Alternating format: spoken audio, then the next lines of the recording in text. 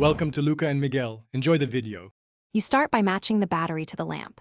Measure lamp voltage and current. If using LEDs, get forward voltage and desired current. Once you know those numbers, pick a battery whose nominal voltage is at or slightly above the lamp requirement, or plan a driver/resistor. Make sure you have a multimeter, connectors, and a safe mounting area. Don't delay. Wire the battery negative to lamp negative first so you reduce short risk. Next, prepare the positive feed with proper protection. You now create the controlled delivery path.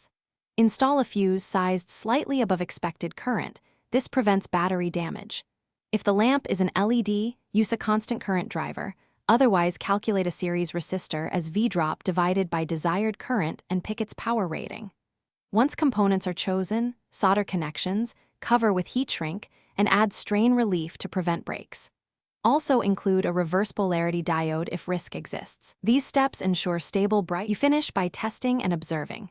Measure open circuit voltage, then power the lamp and measure load current. Confirm values match calculations. Run the light for several minutes and feel for excessive heat at the battery, resistor, or driver. If components get hot, stop and increase ratings or improve cooling. Make sure runtime meets expectations and secure everything in an insulated enclosure. Troubleshooting tip: if light dims under load, check battery voltage under load and all connections for high resistance. Replace or tighten. Thanks for watching and please subscribe. It's the best investment you'll ever make.